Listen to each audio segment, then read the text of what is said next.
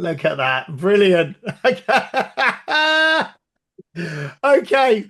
Welcome to the Health Oddity podcast, episode 300. We are Congratulations. joined by a very special guest today.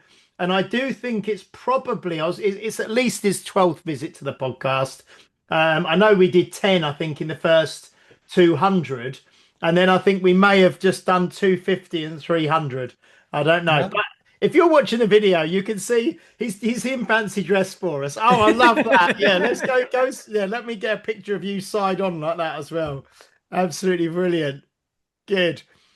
So So they know it's me. the guns. So, well, one of the questions I was going to ask you, I know that helmet is very like 300, the movie, with King Didn't Leonidas, even I think it think is. of that. I'm shocked. I didn't even think of that. I'm just coming in from a battle. That's all. Oh, right. So the first question is, if you went into battle with that, would you be able to see anything? Like, Yeah, actually, you can see really well. Yeah, all right, yeah. that's okay. There you go. Then sorted. So, but also remember, I played American football, so you actually learn really in American football just because of the helmet. You just pick it. You learn to see here. All Yeah, right. Quite well. Yeah, yeah. yeah. You But learn to use the force. Yes. what my what my first question? Well, it's not a fitness related question, but it is very appropriate. You wearing the helmet. Have you seen the most recent trailer for the Christopher Nolan upcoming summer blockbuster, The Odyssey? Well, not only have I seen it, but I think that's been the so should I pull this off Yeah, and keep yeah. it? Take that. You can take that off now if you want. Does everyone know it's still me? I Oh, mean, it's you. Oh, so don't forget the group I train with is extremely literate. Mm, So TJ, for example, he finished Dickens' Great Expectations, got me to read Great Expectations, and then we all kind of read the Iliad at the same time. And strangely, by the way, the Iliad is still remarkable, but it's still not. People expect the Iliad to be the book, Troy, the movie, and they're two different. I mean, they're radically different. mm. Well, not radically, but it's different. But yeah, I'm very much looking forward to it. The thing with Christopher Nolan is I think he's going to do a really good job. I mean, I still think that Troy, the movie, just missed it. It just maybe it was because she was an attractive young woman, but kind of nothing. Peter O'Toole's wonderful in the movie. Brad Pitt is wonderful, but the movie just seems to, ooh, it just seems to not, it's like they need to add some fuel to it's just, Mm. I'm very excited about Christopher Nolan's movie. It's interesting. I was talking to my grandchildren. I just dropped them off at school, and they're not reading. They don't know who Homer is. They don't know the Iliad and the Odyssey. My granddaughter doesn't know who Michelangelo is, and I'm like, you know, it breaks my heart that we're not reading the classics in America. And it shows because I think the average American has become not only fatter and fatter, but I got to tell you, dumber and dumber. If you're not reading the classics, if you don't know history, you're going to repeat it. So yeah, I'm looking forward to it. So, hey, and And congratulations on episode 300, guys. oh, thank you very much indeed. Thank you very much indeed. Well, without you, we'd only be on episode 288, I think. So, Well, and I still think I should be on more often. I'm very disappointed in both. I know. And then the other thing I was going to say, we had a guest on a couple of weeks back, called Dr. Kyle Hulsebus, who's from Illinois, who's a third generation chiropractor, and he very early in the podcast mentioned Beowulf, and Yeah. and I said to Pete, I mentioned it just now. I've never read Beowulf, but I don't think, I think I know you don't really like this one very much. But it was weird because we spoke about it the other day, and then last night I turned on Netflix and they've got the 2007. It's kind of like an animated one, and I can see your face now. But is that not worth watching to give me an idea about it? Is it better just to read it? Yeah, yeah. Well, that So if you go to my website, it should be in there. My first published article was on Beowulf, and I have it in there. But Mm, let me tell you, let me give you the two big reasons why you want to read Beowulf. I'll just give, well, the first one is very simple, but in Beowulf, when a warrior speaks, they only speak in the pure present. And when a king speaks, they always go in this pattern of past, present, future. Abraham Lincoln's very famous Gettysburg Address, very short. I mean, you can read it in a minute or two. He starts off, 7 years ago, past. We come here, we gather today. And then he says at the end, future generations aren't going to remember any of the crap I just said. And of course, actually, we remember exactly what he said. That's mm, that pat. So when somebody asks, when I'm in king mode as a coach, very often, someone will say they're having a hard time in the discus, and I'll say, that reminds me of my friend James. He had the same problem. mm, So here we are today. But if we fix this, down the line, you'll be an Olympic champion. That's mm, warriors speak in the pure present, which is interesting because when you're dealing with athletes, it's always about can you go? I mm, mean, yeah, my arm is bandaged, I'm wrapped up, I'm hurting, but I'm going out on the field to play because that's what I do. And I mm, and what's good about that, and I broke Beowulf down into two parts years ago. I called, there are warrior diets and there's warrior training. That's when it's all about today. I think a kingly approach is probably smarter. You should check in on, like, when it comes to nutrition. Don't eat food you're allergic to. Don't eat, you know, so know your past, know things. Look at every meal, this is what I'm going to eat now. And ideally, these meals will lead me to a better life down the road. mm, So, mm, and then the other thing is in the three great fights, it is the anti-Christian Trinity. Uh, uh, Grendel loses his right arm. Grendel's mother, reverse that father, loses the head. And of course, the dragon is an opposite of a dove. So you have basically the Father, Son, and the Holy Spirit, but mm. opposites. So that's just a cool thing. So, and I just bored your entire audience. No, Absolutely. you didn't at all. Is it just we've spoke a lot on the podcast about it's just gone out of my head.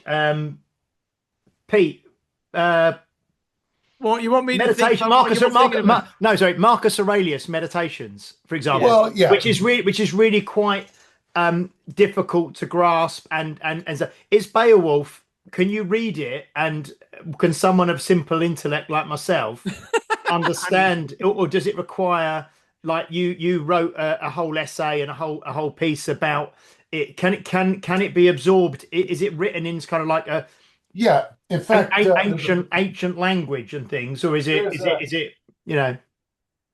there's a popular version that came out a couple of years back. Uh, this one here, Seamus Heaney's version, Beowulf.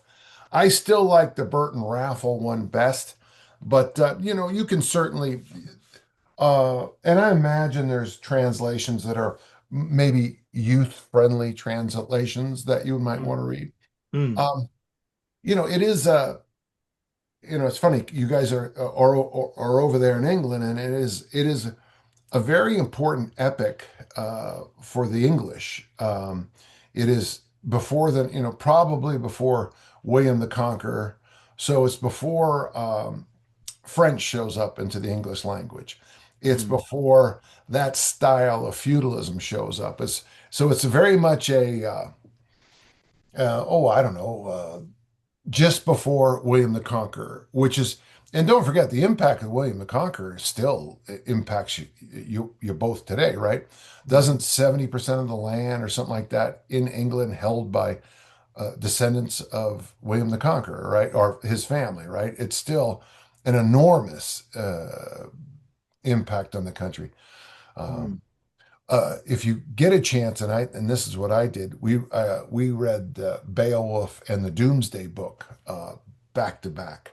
The mm, Doomsday Book isn't exactly fun reading, but it is just. But if you do it in an academic setting, where you only read snippets in a group and then unpack it. It's just amazing. Yeah. Mm, So mm. sorry, gentle audience, for coming in on this and listening to. Well, no, it's good. No, it's great because that's why we love having you on because it's not, we're not talking about, sets and reps and whether the dumbbell press is better than the kettlebell press. Yeah. It's slightly different than that, slightly more highbrow. Yeah. It's Having you also on. quite funny because you say like a lot of the land is owned by people who are descendants of William the Conqueror, but currently James Dyson is trying to do something about that because I think he's James Dyson, the Dyson vacuum cleaners and all that. Yeah. Yeah. Yeah, yeah. So he's actually from around here, Oh, from near Bath, and he sponsors the rugby team. I think he owns half the rugby team now and all that, and he's got like a massive estate around here, and so is his son. I think he now owns more land than the monarchy does. I think that's a thing. Yeah. So Well, he's doing. what's the biggest landowner in the UK is the church, isn't it? Is it all right? Yeah, yeah. Yeah, I Because think so. yeah. Yeah, But yeah. the queen or the king now, like King Mm. Charles used to have like more than that, more than him. But now he's got more than them. I think. I think that's Mm. wow. Mm. Wow. yeah, I did not know that. Huh. yeah. Mm. I was That's going to amazing. ask as well, Dan, just your opinion on, or not opinion on, your thoughts on, very recently over here, the London Marathon. We had the first, obviously, the winner broke the 2 hour marathon for the Yeah. first time. And the guy who came second Yeah. also broke the 2 hour marathon. It was his first ever marathon and he broke the previous world record, ran under 2 hours, and still didn't win. Came second. But yeah, that's obviously like a huge, um, Yeah. like watershed moment, isn't it, in track and field and athletics and Yeah. things? Yeah. It would be considered one of those things that we probably shouldn't be broken. It's really Mm, that's 13 miles an hour, mm, and then not that 13 miles an hour is ridiculous, but to do it for 2 straight hours, I mean, mm, just that's the thing. Maffetone, Phil Maffetone, great man. He predicted this a while ago. He one thing he said, and we did a dual interview a while ago, and I really enjoyed that. But one of the things he said that was interesting, he goes, there's a chance that, like, one of the things you have to reconsider is drinking water to go sub 2, mm, because water is so here I am drinking a liter of water, that's a massive amount of weight, and that's going to have an mm, impact on the speed. And I thought, wow, because Phil really dialed it in.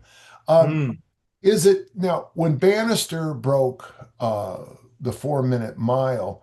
I mean, there's so many asterisks around that. It clearly would have been broken earlier, but this little thing called World War II got in the way. mm. I don't know if you guys read, it was in the papers. It was a big deal. And Not World but War 11. yeah, one Did of you see that recently? oh, I can't remember. Did you see that, Pete? No. I can't remember. It was it was a speech. It was in America. I think it of was course it was in America. in It's clown show. We are a clown show right now. they were reading and they were talking about something and they referenced like World War 11 rather than Oh, World War so Two. I get you. Yes, but I Yeah, didn't know what yeah. you were talking about. It was like It was when did the yeah, other 8 happen or 9 or whatever? yeah, I know. So with Bannister, when he broke it, there's always this thing about how there was this huge, it was this emotional and intellectual barrier, and once it was broken, no, everybody, there was a lot of people hovering around it, but it just takes a while to you got to get over a war. You got to, people have to have a chance to train again. With this particular barrier, I do think so this can sound weird. I think Bannister's 4 minute mile barrier literally is different than this 2 hour barrier. It is different only because I think we've been chasing the modern marathon since probably 1972. That would have been the jogging boom of the 1970s. This is Bill Bowerman writing the book Jogging. This is I don't know how big the running boom was in England, but it was massive here. So you're looking at almost an entire, almost 2 generations now. Seriously, 2 generations of running, moving in, and then now the financial side of running is so big. You know, there's like these small companies like Nike and Adidas, and you guys say they're Adidas? Adidas, probably. Yeah, Adidas, Adidas, yeah. Adidas. Yeah, yeah. Adidas, Nikkei. I mean, there's just there's so much money in all this. I mean, there are people in in the United States who collect Air Jordans, and they will stand in line to buy a shoe. And okay, well, all that money can support this modern things. Mm. I also think there's some real changes in how they look at nutrition. Although, if you look at the guys who ran, neither of those guys is going to compete in a powerlifting contest this Mm. week. Mm. But they're and the shoe, I guess that they run in is just stunning. I guess it's a stunning shoe. Uh, but again, I'm not. You're not going to put that shoe on me, and I'm not going to. How did Dan John break 2:20 in the marathon? It was it was his shoe. Yeah. You're talking about money there. I know we're going all over the place, but I don't mind. It's nice because it's while we've got you on, I want to share. We talking about money. I don't know how much you've seen about this enhanced games that's coming up Oh in yeah. America in What? Vegas. So we've got obviously like Hafthor Bjornsson from Iceland and Mitch Hooper who just won the World's Strongest Man again for the second time from Canada. Both going for the deadlift. Well, I know there's lots of sports there. There's going to be swimming. There's going to be track events. There's everything, but Yeah. they're going for this deadlift world record, which I think is 5'10" at the moment, held by Hafthor Bjornsson. Um, Now, yeah, I mean, obviously there's I don't know, there's ethics potentially involved, but everybody's doing the same thing, and it's kind of out in the open, and they've got medical supervision and all the rest of it. So I don't know You, what you you, make of you, it. have you ever seen the thing called Deadpool with the bodybuilders? You know, Yeah, that yeah. that one body Munzer, he died after he posed, died. Mm. You can have all the medical intervention you want, but Oh, you're still uh, putting you say yeah, yeah. yeah, interesting. I still, I, you know, Ziegler, who brought Dianabol to the United States, he said, he felt terrible because he felt like once he let the genie out of the bottle, Pandora's box, he used a couple different ways to say it. But I think the advent of anabolics actually hurt sports because we, like Dick Knockmeyer, my coach of blessed memory, as he used to tell me, he goes, steroids will put you 2 years ahead. Now, we're it's a little different, our conversation here, but Mm. he said it'll give you a 2 year bump, but the mistake is you won't have the lessons of those 2 years. So you Mm. won't have those 700 plus sessions of training, those bad meets, those good, those bad workouts, those good workouts where you figured out that little thing. So one of the problems with the enhanced games is that the only information I'm going to get back from the enhanced games is that if I take a lot of drugs, I do better.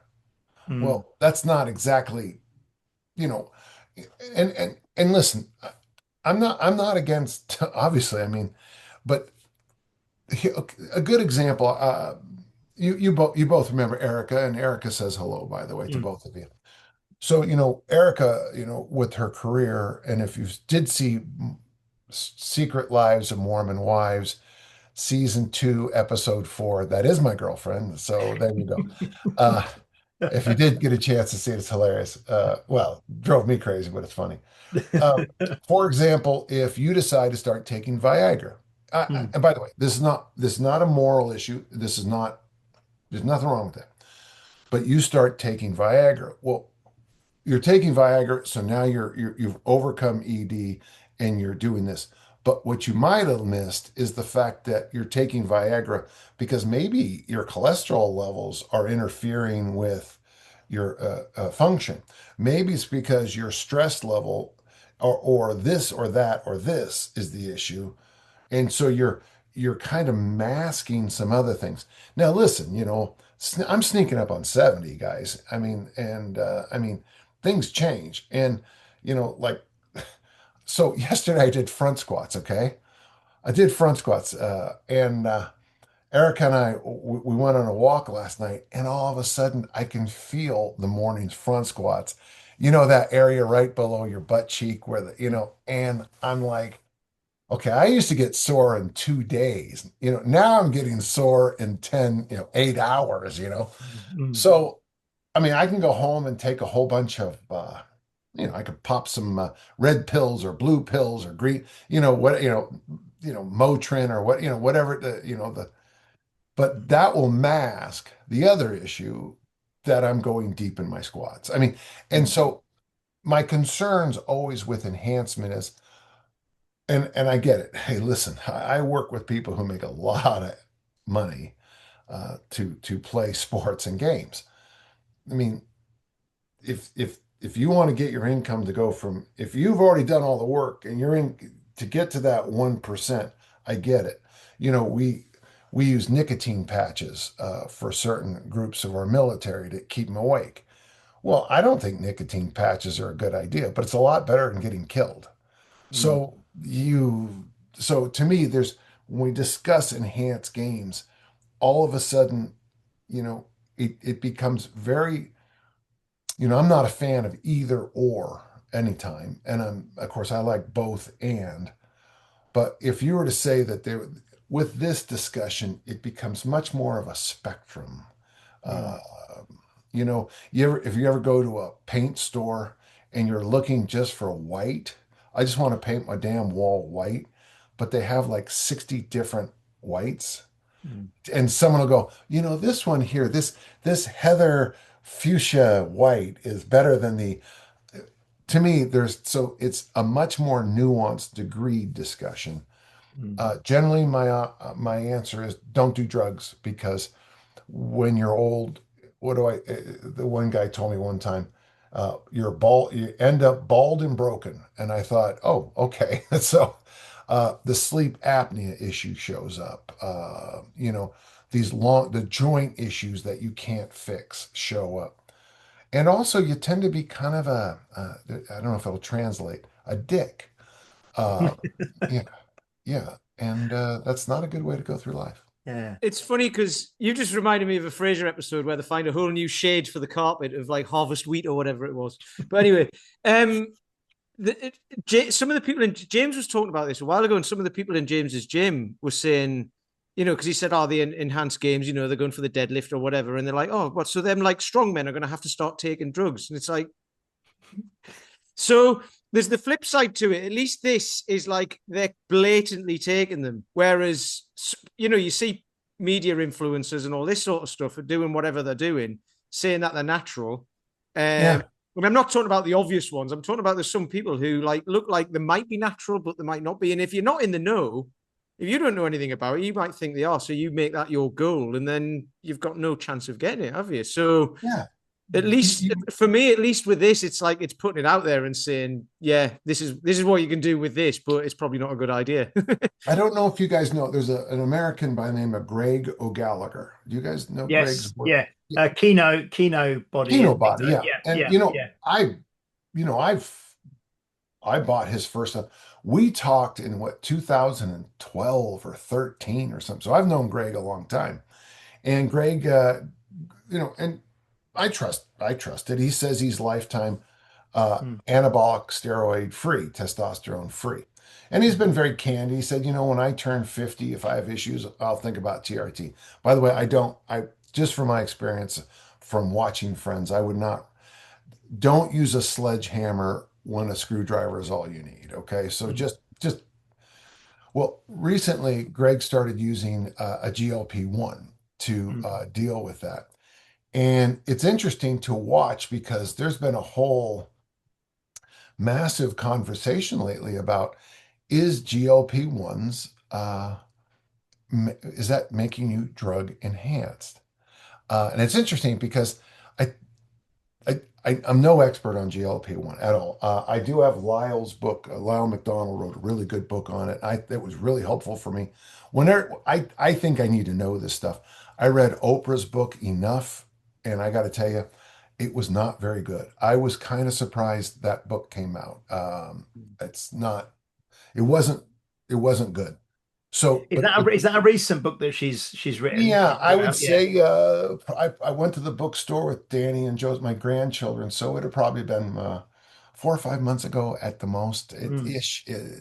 Because I know Soon she's maybe. started doing a lot of strength training and things now, hasn't she? Or I don't really see a lot of Oprah over here, but I Yeah, see things where she's deadlifting now, and she's like in her yeah. 70s, I think, and she's, If she'd have you know, hired me as her coach years ago versus those other, you know, mm, the cardio clowns, we're gonna, you, you know, Richard Simmons, we're sweat to the oldies, Jane mm, Fonda, mm, all this idea of you. And the truth is, if you just, for most women, if you just lift weights and get a little stronger, all your dreams come true. It is stunning to watch. Well, you know that with your facility, you know that. mm, mm. Um, I think we've just had a premonition of what we might be talking about in the next episode. but Greg's the discussion right now is so is GLP-1s um, drug enhancement? Mm, The thing that Oprah said that I thought really was helpful, she talked about the noise, the food noise that was constantly chattering in her head. Now, I got to just say for the record that, I suffered from bulkorexia for most of my career, where you just always wanted to be the biggest engine in the room. Uh, if you deadlifted this, I had to deadlift it. Even if I had the nationals the next day, I just had to prove to you that I was better than you. And weird because I watched my own athletes destroy championship opportunities by trying to win the weight room, you know, mm, you know. So, you know, I, I had that a different style of food noise where it was like, if I'm not shoveling food down my gullet, I'm getting smaller. And so I understand that. Fortunately, I don't have the other side of it where it's like the chirpers in your head all the time. So but I do think it's a fun discussion to lean into, and the discussion is semaglutide, Ozempic, Wegovy, are these enhancing drugs? mm. Because it's interesting, isn't it? Because I've heard people who have either addicted to food or have this Yeah. very unhealthy relationship with food. Almost it is like being an alcoholic, you know. Yes. But then also I've read some stuff recently where the GLP-1s are actually they're experimenting now with them actually to treat like alcoholism and things like that because it's meant to actually shut off the kind of the dopamine reward center from having things so you don't get the same, so it's actually I think they're getting some very positive stuff around dealing with alcoholism with it as well now. So Yeah. yeah, it's And quite interesting. a few of the friends I have who moved on to them, they have all said that it's just strange. A lot of their cravings ease off. I would be fascinated, and it'd be interesting if you get any feedback from this. Uh, Social media. I'm wondering if it also would help with social media addiction Mm, because if addictions are addictions, it's a it's you know mm, the dopamine response. You push the button, you get a reward. You get push the button, you get a reward. Um, I know we're moving all over the place, but it is interesting. Erica's taken a course at Harvard, and the statistics in America, 40 plus percent of women around the menopausal period, the perimenopause, postmenopause, that period, are obese in the United States right now. mm, But only 7% of them exercise at what we consider the minimums. mm, 7% of American women in that age cohort exercise, mm, and yet in the high or mid 40s are obese. mm, And so to me, this is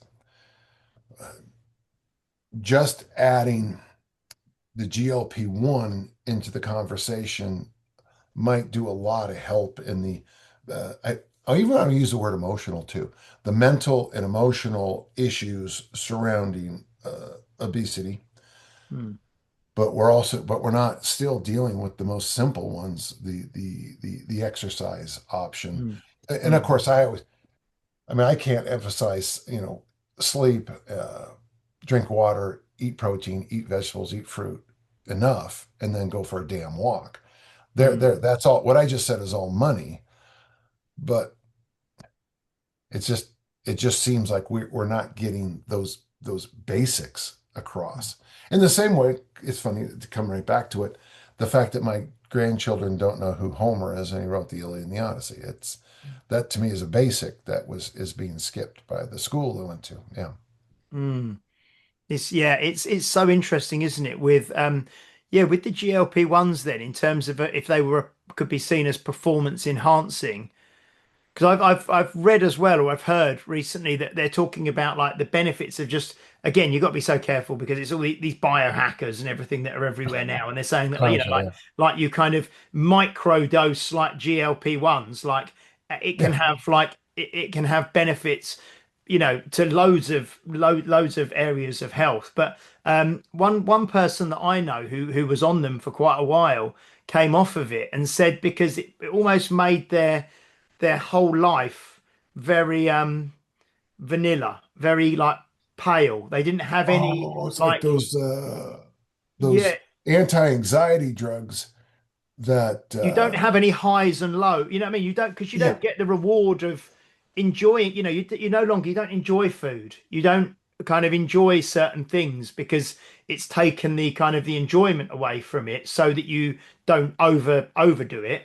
But it makes it's kind of just gives you a very kind of almost like a very boring existence. But there's a yeah. good Sex in the City episode, and I don't remember which girl's involved, but this guy used to be a horn dog, and he gets himself on one of the pills, Mm, and it just flattens him out. mm, So he doesn't have an interest in sex anymore. So he's not a horn dog anymore, but he's not. And you're right, that vanilla existence. mm, And I like that because I see so much of life as a power law.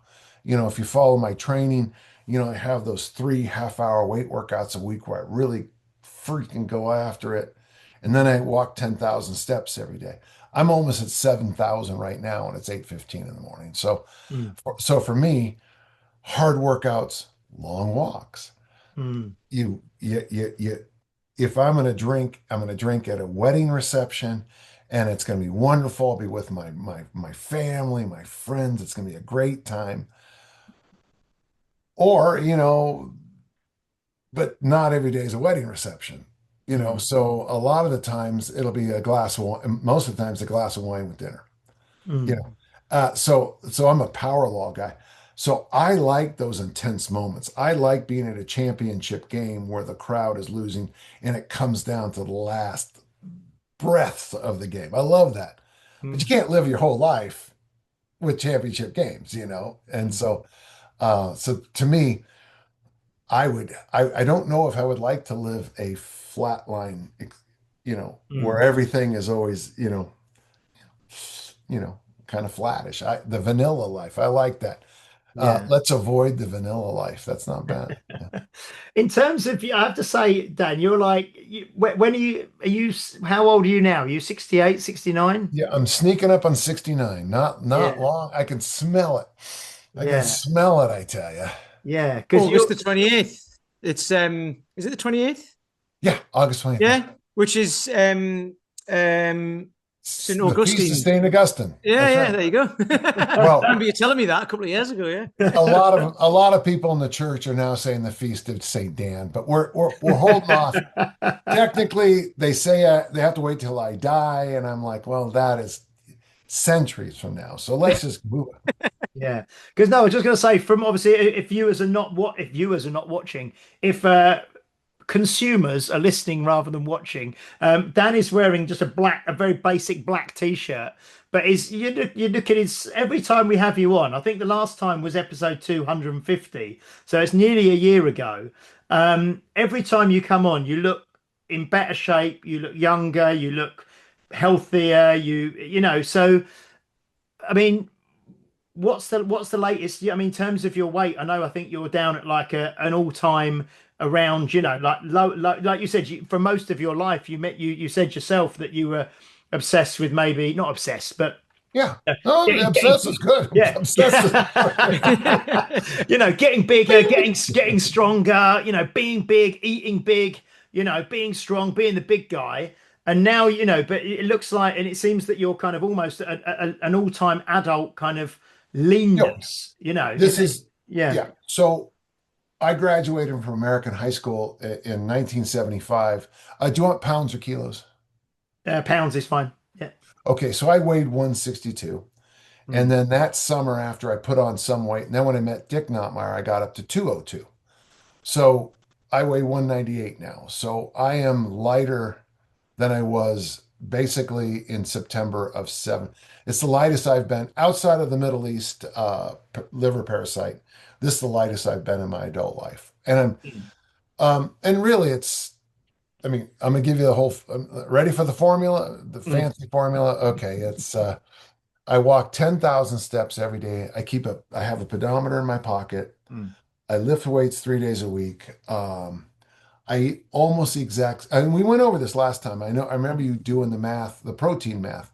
I eat basically the exact same brunch every day. And dinner is always reasonable. It's always just, it's, dinner is always protein vegetables. Okay. mm, Breakfast is protein fruit. I mean, it's mm, pretty simple. Um, I'm sleeping better than I ever have in my entire life. mm, Um, just for a lot of reasons. My personal life stress is way down. mm, So I would say if there's a formula, it's those three hard weight workouts a week, hard and fast, half an hour or so. Sometimes a little bit longer, but that's just because of warm-ups. The 10,000 steps, the sleep. I do keep an eye on my calories within reason. And then, of course, having the same boring brunch, and that's not boring, I love it. mm, But the high protein fruit brunch mm, and the protein veg dinner. Yeah, mm. but Do you it's, still work with your coach that you had before that oh yeah, you yeah, were you were sending in like kind of weekly progress and photos and yeah, measurements and all that kind of stuff? Yeah, yeah. yeah. And, to be honest, I mean, you get to a point where, I'm still spending the money on it, but the other thing too, it's nice to have an accountability buddy, you know, Mm, somebody you're accountable to. And mm, also too, I've done some other things too, like, yeah.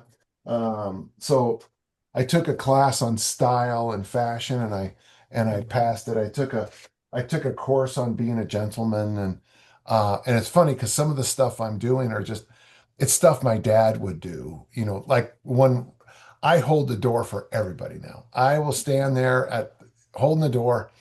Um, we're going into the listen to music down here at the Grand America on Saturday nights. I'll hold the door. I'll stand there holding the door for four, five, six different people. mm, And, the guys who are supposed to do that for a living are like, well, yeah, that's nice of you. Yeah. Um, you wear a wristwatch, you always have a handkerchief, just, those kinds of things that are just mm, pretty simple. Um, I, the other things I'm doing that I think help, I do put on Oil of Olay Complete. It's a sunscreen and moisturizer. I have this tea time stuff I wear in my hair. It's got a sunscreen and a moisturizer. In it. I used to get, so I don't know, is there a hole back there in my hair? Not really, no. Okay, so as a track coach, one of the joys of being a track athletics track and field coach Mm, is you're always getting sunburned. So I've mm, had some minor cancer issues back here, skin cancers on back right on here. mm. Oh, you mean you've actually So had stuff cut out from there? Like you said, oh yeah, is there a hole? yeah, You meant like is there actually like a yeah, no, I couldn't see anything. No, yeah. yeah. So so I've had some stuff cut out.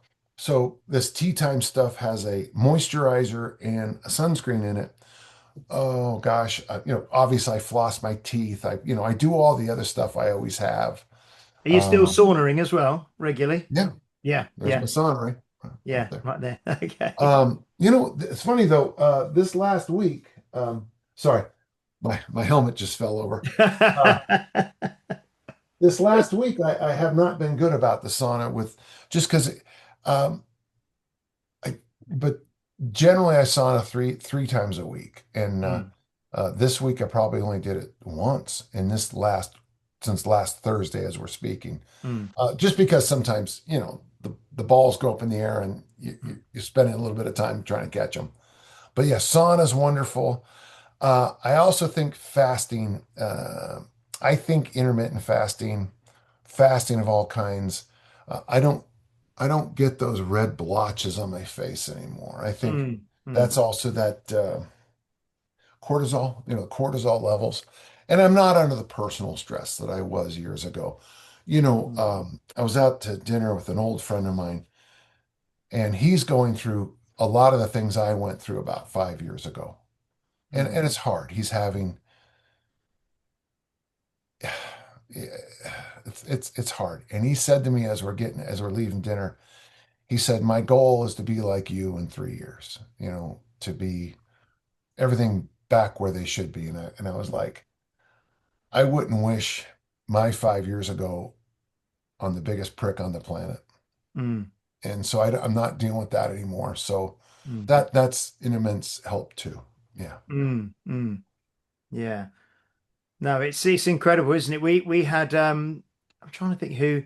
That was Jonathan Sackia we had on, Pete. Do you Yeah, remember? Who was a yeah. he's a really, you'd really like him, Dan. He's a retired British surgeon who spent most of his professional career in LA. He was doing like colorectal surgery and things Oh yeah. for, and he lives in London, right near Tower Bridge now, actually. Okay. And he's in his 60s, I think, and he spoke very honestly and openly about his he went through a very painful divorce, Yeah. as an, and yeah, it's but when you, I mean, to see the way that you've, obviously we've known you for many years, to Anyway, see the way that you've, like you say, we've known you through those sort of 5 year ago periods, and to see how you are now, it's so inspiring. And I think it sounds cliche, but that whole, this too shall pass, and somehow yeah. you can, but when you're in the thick of it, it just feels like it's the end of the world, doesn't it? Well, there was a St. Patrick's Day. Now, St. Patrick's here in Utah is huge because we always say it's the parade for the rest of us, versus, the majority here, which barely is a majority anymore, actually. Yeah. Um, and I just remember my goal for St. Patrick's Day that year was to not drink and to just get through that day. Uh, and by the way, this is not an anti-alcohol message. I just said it. And to think that I white knuckled myself through just not celebrating St. Patrick's just to see if I could do it. And now I look back on it, and I don't know if it helped or hurt, but how much all I was trying to do was find, I was just trying to find, yeah, I'm just trying to find, this lifeline to just, to just hold, this rope in the fog to get myself out. And that was not long ago, and yet today, yeah, things are good. This too Mm, shall pass is a tough one, mm, but it's so true. The mm, musical group, the Weavers, said that in 1980 after a thing happened here in the United States. This too shall pass, and it's funny because sometimes it doesn't, yeah, sometimes it doesn't. But mm, being with the friend who was going through it was just like, you know, part of me just wanted to scream, ah, you mm, know. I told him it feels like a toboggan run. Does toboggan translate? Okay. Hmm. yeah, yeah, Feels like a toboggan run. You're going down this hill really fast, and then you realize you don't have any control in a toboggan. It just goes fast. And if you start coming up to a tree, you just have to jump off. Yeah. So, well, I really appreciate you saying that, James. Thank yeah. No, and you. I was going to ask. So you, with your training now, you say three hard sessions per week. Are you still are you retired now from Olympic lifting, or will you occasionally do that, or are you now you've now focused on? Like, I know you talk about focusing on like natural bodybuilding, bodybuilding as you get Yeah. older and stuff. But do you still plan Yeah. on competing at all? If the so my club is the Hercules Barbell Club, okay, and I've been a member since 1980, so I've been on the platform a long time. Uh, oh, I don't know how many meets I've lifted. If my coach Dave says, "Hey, where to try to win the state championship. Especially if I have 8 to 12 weeks, I can get ready. So I'm Mm. still 8 to 12 weeks from being, if you said, Dan, in 2 weeks, we want you on the platform, we're going to pay you $1 million, I'd be there for you. Okay. I would say. So, but like, for example, I'm still doing, I, I figure as long as I military press and chin up. Oh, no bragging, but I got 18 chin ups last Friday, which is my lifetime best, makes me very happy. But military press and chin up, and I'm doing front squats. If I keep those in my training program, then it's a really easy transition for me back on the platform Mm. because of that weird mobility you need in the front squat, and then the overhead press just keeps everything. Um, if all I did was bench and say I train like most people, if all I did was bench press and then machines, the transition would be really hard to go back to. But since I'm still doing front squats, um, in my home gym here, I have a leg extension leg curl machine.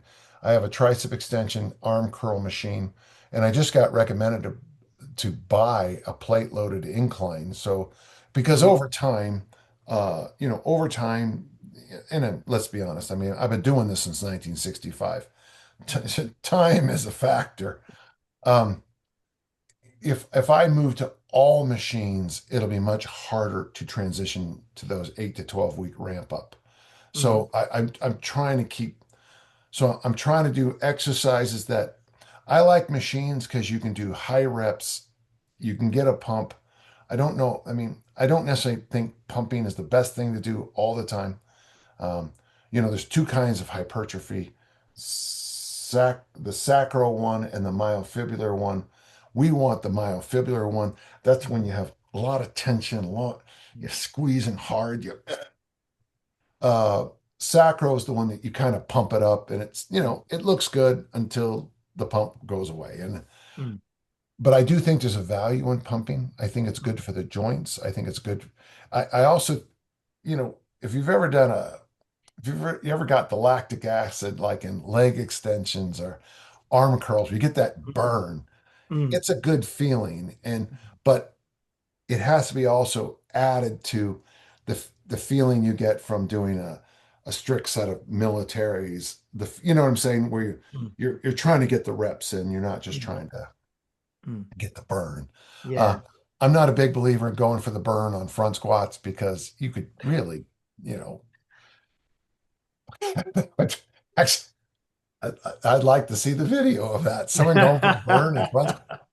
But like you say, if you're doing your front squats with like a barbell, a decent, I don't know, sets of eight or something, 6 or 8 or Yeah, something like that, and then you yeah, can go for the leg extensions at the end of the session, can't you? And like you say, yeah, get the burn, you get the best of both worlds there. Which way? yeah. And I think What I yeah, go do on, on say. Wednesdays is leg extension.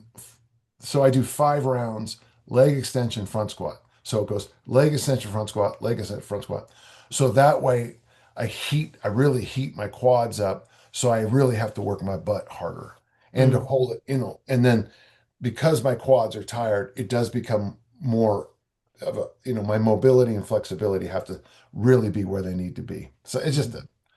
I Because I could be, think you, I could be wrong. I think you said before as well that now, if you're competing like Olympic lifting at the state level or whatever, the number of people who are, potentially, your age and your weight class, that it's becoming a smaller pond, isn't it? Of I would people now to say the compete. chances, there's 50 states in the union.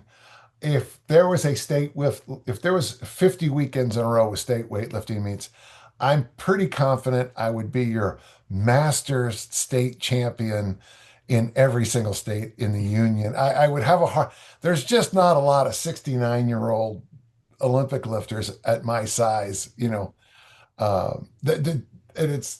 yeah. And of course I would wear all the medals, like those guys who wear their medals around after that. It's like, dude, all I did was survive. That's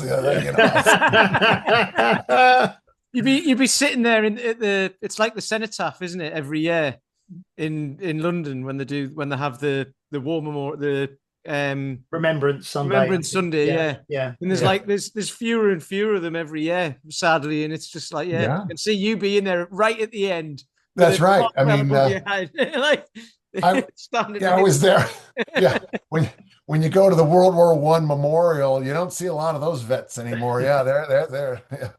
Well, Yeah. the last one to die, the last fighting Tommy to die, so the British soldier was a guy called Harry Patch, and he was Hmm. from just up the road in Radstock. He's buried in a church in Monks and Combe, which is just up the road.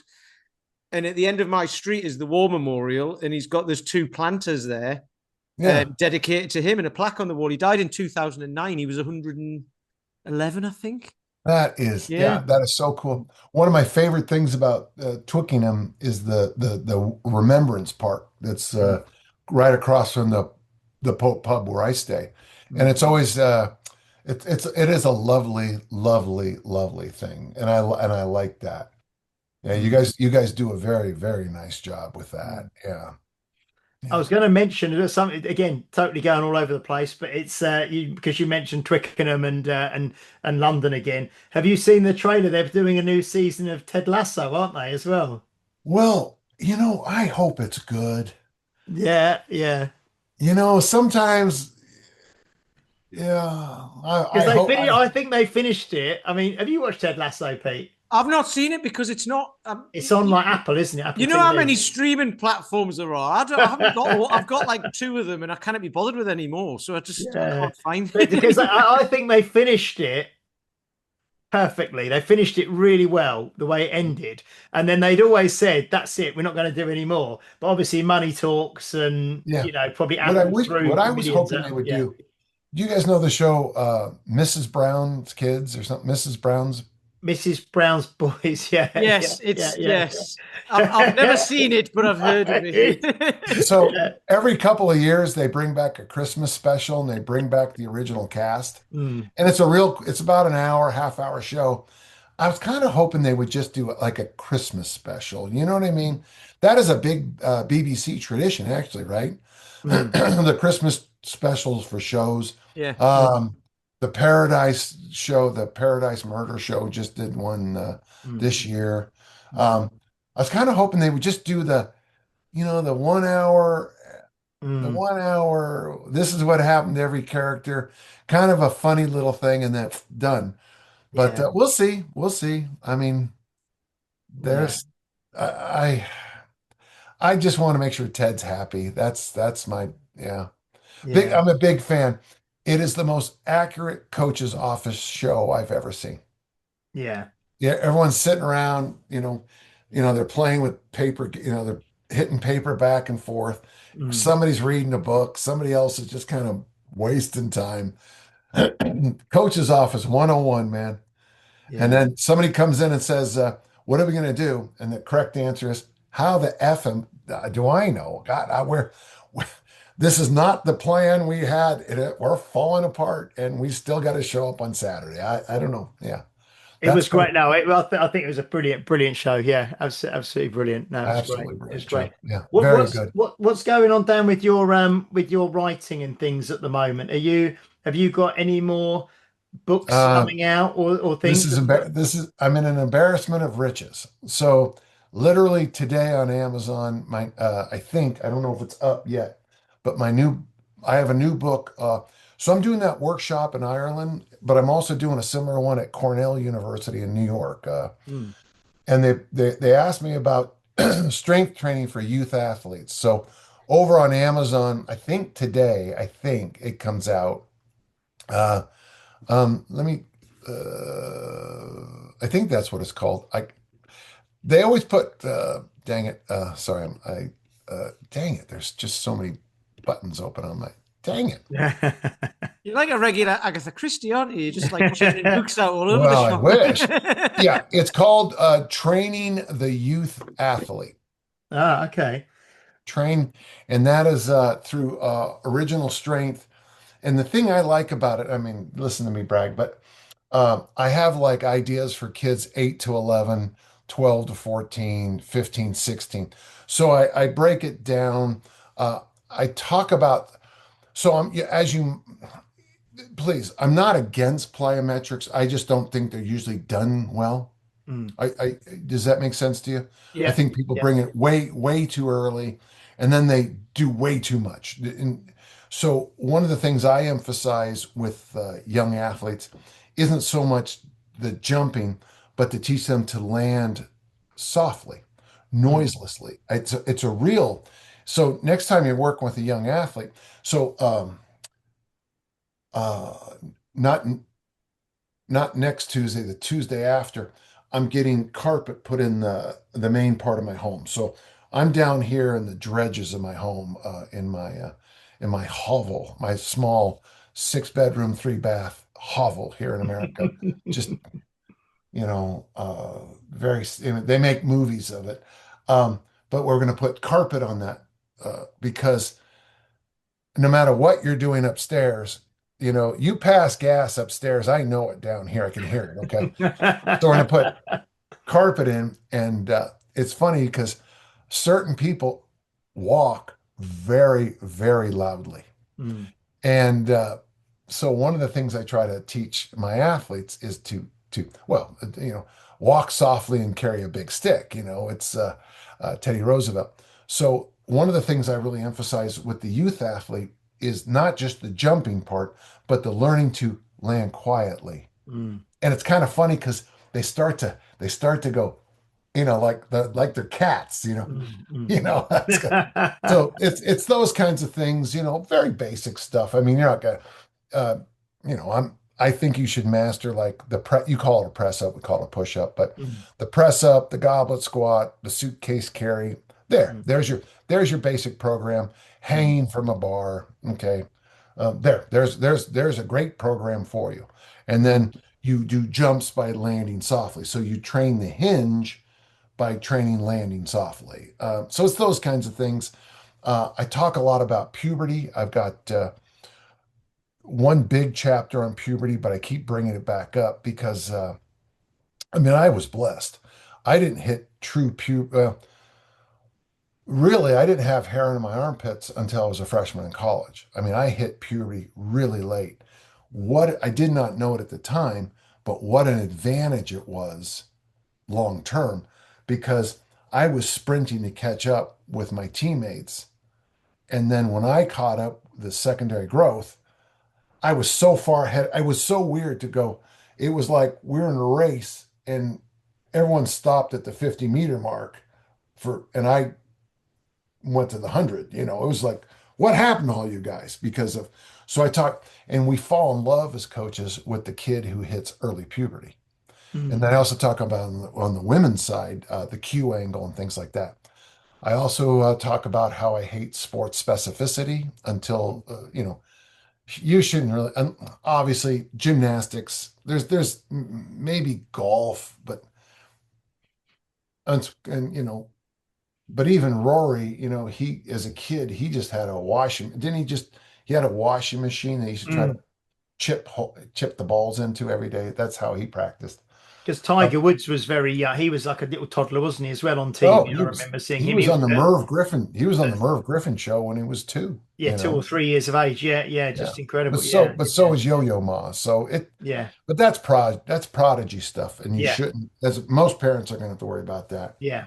And they also talk about sports specificity with exercises too, which I just Mm. don't believe in. Mm. Well, no, I do, but boy, you got to be good at it. And then the other book, I had 3 books. One's called Intervention, the other one's called Can You Go, and the third one's called Now What. I'm pretty Mm. sure I've done those at your there in Yeah, and I've got all of those books. Yeah, yeah. yeah. So this book that's going to be on my website, and I think we'll probably have it available this next week, is I took all 3 of the books and I slammed them into one. Mm. And it'll be only on my website because that's what I want. Mm. But it's so for those of you who, you know, didn't want to read 3 books, well, you can get one book. And so Mm. the idea is, it's a very simple system. I think my assessments, do you guys remember that? Don't you, the one, two, three, Yeah, we four. still use. I use that in the gym still now. Okay. Yeah, we use that a So lot. Yeah. now it's just one book, just one Mm, book. mm, I repeat a few things in there, like I have Hippocrates thing on fasting twice in the book because I think it's very funny. mm, You know, uh, you know, whenever people say that this, Ori Hoffelmecker invented intermittent fasting, I always say, well, Hippocrates also said it. mm, Uh, if you read Tacitus, when he goes to the Germans, they intermittent fast. They sleep mm, in late, they don't eat for a long time, and then they kind of hang around and eat some meat. So they're mm, intermittent fasting. It's just the Greeks ate twice a day. We know the Romans. We think it's always it's a mix, but it's been around. And of course, if you go to the Greek Orthodox calendar, you know which it's been around a while. mm, mm. So that's why I mentioned that. And then I also mentioned a couple times in the book, if I say this is what we're going to do, but you see my team playing dodgeball, instead of practicing, they're playing dodgeball and they're doing one. I think throwers should throw and lift weights. They shouldn't be doing balance or agility. No one throws anything at you as a thrower. So Mm, you don't need agility. I mm, mean, you can certainly do it, but it's just a waste of time. mm. Well, for an elite athlete. You always have to be careful.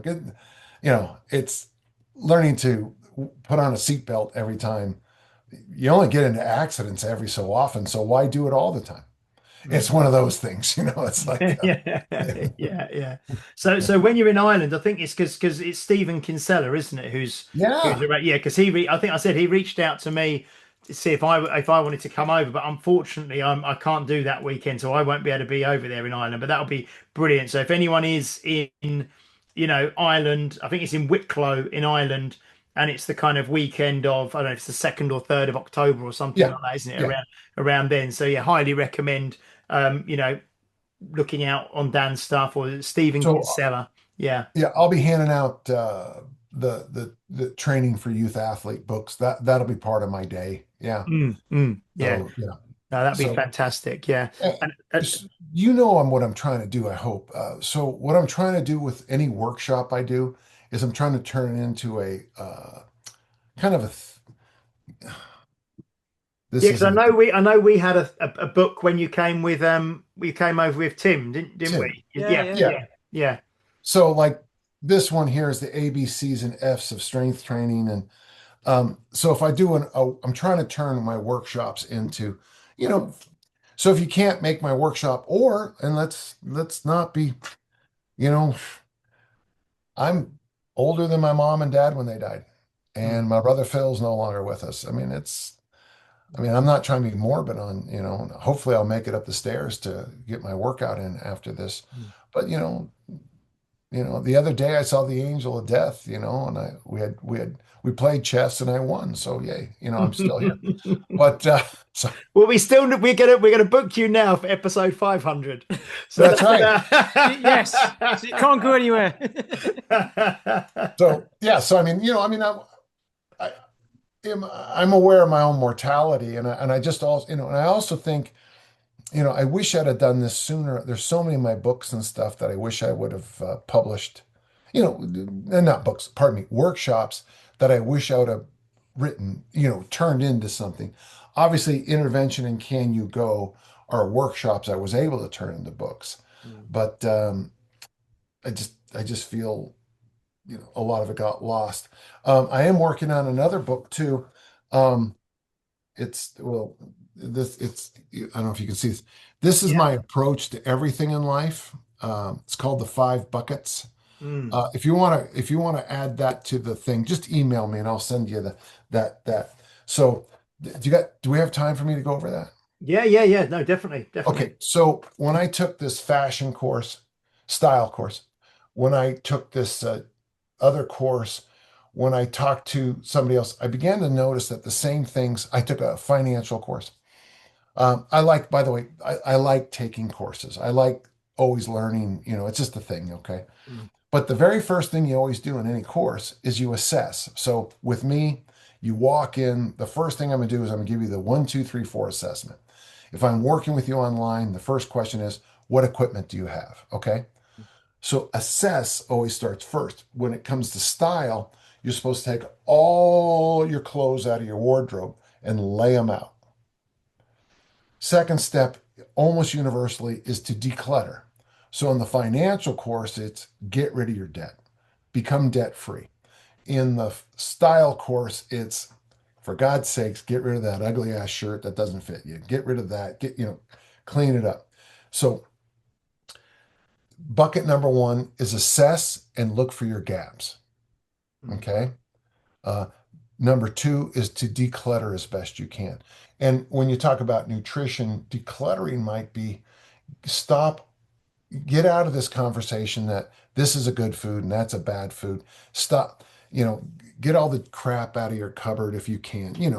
The third step is setting up habits or a system. And for me, in nutrition, the best system I know is to set up a weekly menu of what you're going to eat for dinner. That's by far the easiest thing. I would say have a standard brunch, eat the same damn thing in the first meal every day, and then get clever with your dinners. There you go. And then have a shopping list that supports the menu. Okay. Um, then the step four is the hardest one, and that's standards and enough. So if you're my student and I show up to class to lecture and you're sitting in your chair with a pen, with your notebook ready, well, of course you are, because that is the standard I expect. Make sense? Mm. Um, I expect you to be in workout clothes, ready to go when I show up to train with you. Okay. That's just okay. As an elite level discus thrower, of course you bench 400, snatch 250, clean 300, squat 450. Mm. That's what we expect for an international level throw. Mm. Standards, and then the other phrase that comes with it is enough. So, one of the things I'm working with my coach is, so I'm down to 198 now, 90 kilos, and we're talking now about getting my waistline down a little bit more.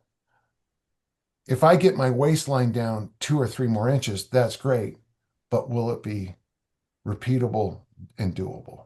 So where is enough on my waistline? Mm. Where is enough on the scale? And because if you don't deal with enough, you're constantly chasing, you're constantly chasing this magic number, you know. So does that make sense to you? Yeah. So, yeah. And then the last bucket is to give back. So that is my make a difference, or, for me, be a man for others. It could be coaching, it could be having a positive podcast that shares what we know and helps out. So you're at bucket number 5, right, as we speak today. So I'm taking that, and right now, statistically in America, it's not hard to be a millionaire. Now, because home prices here. When I bought this house, I bought it for $350,000, and it's worth about 1.2 million. I didn't. Obviously, I made lots of upgrades, but I didn't. Not that much money. Yeah. So, but to have a six pack in the United States right now, probably 1% of the population, maybe a tenth of 1%. So I'm thinking about writing a book combining those high-end fitness goals, a high-end fitness goal with a high-end financial goal. Mm. Yeah. Yeah. Wow. That's yeah. So you're not slowing down at all then, are you? It's great. It sounds like you're doing more Well, wait, work. hang on. In my defense, I got, so I'm the grandfather of 5. Okay. So I got to make sure they're doing. I got 2 daughters, I got a hot girlfriend I got to constantly keep my eye on. I got to keep it going, baby. No, this has been absolutely brilliant catching up, and I know Hey, you're going to one be thing I have, yeah. I'm looking out my window here. People are driving up to train with me, so I'm going to have to bounce here in just a minute. Yeah, Okay. no, I was just going to say, I know you're going to be training in a minute, so we'll wrap up. But yeah, just absolutely brilliant to catch up with you again. Like I say, I'm really sorry I'm not able to get over to Ireland when you're Yeah. there. Otherwise, I would be. But at some stage, we will have to get you back over to Chelmsford in Wow. Essex to Unique Results to do another workshop, course, Well, seminar, something like that. So let's just plan. Let's not right now, but let's just plan it and do it. Because, yeah. and then, for those of you who've never been to Chelmsford, I mean, the cultural, the cultural impact of Chelmsford on the world is so intense that I could make 2 months spending there just enjoying all the cultural stuff that goes on there, right? And it's the birthplace of radio, as you know. The birthplace of, there you go. And you also get a chance to see a very famous battle where the Vikings were stopped and should have been stopped, except for a conversation that happened and they lost the battle. Yes, yeah, the Battle of Malden, the Battle of Malden. Battle of Malden, man. Yeah, yeah. Hey, you guys are a delight. Peter, always good to see you. And James, just always an honor. Let's not wait another 50 episodes, okay? No, we won't. Brilliant. Nope. Thank you so much, Dan. We will I'll tell you what, Dan, we'll let you go to train and then I'll wrap up because I know you've got your people turning up. Well, I'll only be 30 seconds. You can hang on if you want. Right. Thank you, everybody. Please do like, share, subscribe, leave a review if you're watching or listening on a platform that allows you to do so. Give us a subscribe on YouTube. Make sure you check out Dan John, Coach Dan John on Instagram, and Dan John University, isn't it, on website? Yeah, I've been a member for years on there. It's a really great resource, and like Just the, I'll actually have to yeah. go on and check out the Beowulf writing on there. That's on there. So You're all over this, aren't you? I'm all You're over gonna it. end I'm up going to doing an find that. episode on Beowulf. I can see it coming. I'm going to finish watching that movie. And yes, and I will definitely be speaking to Dan. We'll be arranging a workshop as well in Chelmsford again. Until next time, thank you very much, Dan. Take care. Brilliant. Thank you very much, Mr. Peter Lant. Thanking you. Brilliant. And we'll see you next week for episode 301. Until then, bye-bye.